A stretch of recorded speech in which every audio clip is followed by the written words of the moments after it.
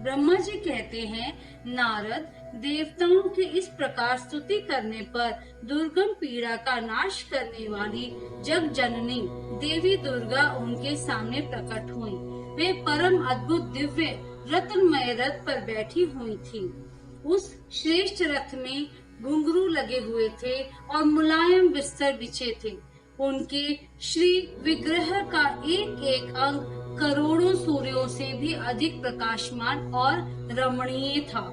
ऐसे अवयवों से वे अत्यंत उद्भासित हो रही थी। सब ओर फैली हुई अपनी तेजो राशि के मध्य भाग में वे विराजमान थी। उनका रूप बहुत ही सुंदर था और उनकी छवि की कहीं तुलना नहीं थी। सदाशिव के साथ विलास करने वाली उन महामाया की किसी के साथ समानता नहीं थी। शिवलोक में निवास करने वाली वे देवी त्रिविध चिन्मय गुणों से युक्त थी। प्राकृत गुणों का अभाव होने से उन्हें निर्गुणा कहा जाता है। वे नित्य रूपा हैं। वे दुष्टों पर प्रचंड कोप करने के कारण चंडी कहलाती हैं, परंतु स्वरूप से शिवा कल्याणमयी है। सबकी संपूर्ण पीड़ाओं का नाश करने वाली तथा संपूर्ण जगत की माता है। वे ही प्रलय काल में महानिद्रा होकर सबको अपने अंग में सुला लेती हैं तथा वे समस्त स्वजनों भक्तों का संसार सागर से उद्धार कर देती हैं। शिवा देवी की तेजो राशि के प्रभाव से देवता उन्हें अच्छी तरह देख न सके। तब उनके दर्शन की अभिलाषा से देवताओं ने फिर उनका स्तवन किया। तदंतर दर्शन की इच्छा रखने वाले विष्णु आदि सब देवता उन जगदम्बा की कृपा पाकर वहां उनका सुस्पष्ट दर्शन कर सके।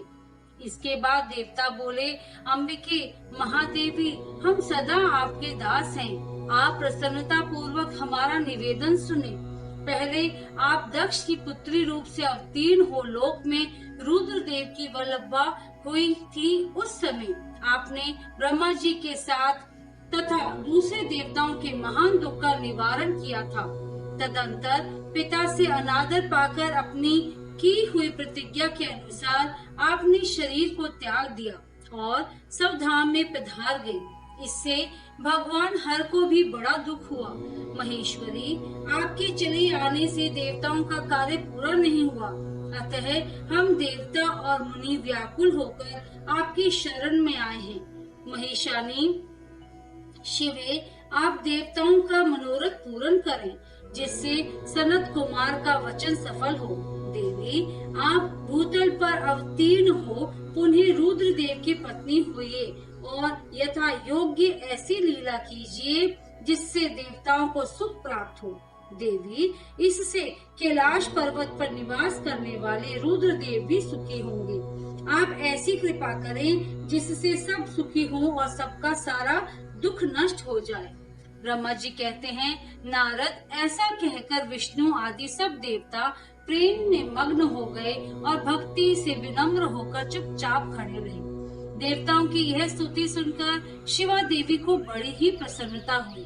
उसके हेतु का विचार करके अपने प्रभु शिव का स्मरण करती हुई भक्त वत्सला दयामयी उमा देवी उस समय विष्णु आदि देवताओं को संबोधित करके हंसकर बोली। उमा ने कहा, हे हरे, हे विधे और हे देवताओं तथा मुनियों, तुम सब लोग अपने मन से व्यथा को निकाल दो और मेरी बात सुनो। मैं तुम पर प्रसन्न हूँ, इसमें संशय नहीं है। सब लोग अपने अपने स्थान को जाओ और चिरकाल तक सुखी रहो। मैं अवतार ले मैना की पुत्री होकर उन्हें सुख दूंगी और रुद्रदेव की पत्नी हो जाऊंगी। यह मेरा अत्यंत गुप्त मत है।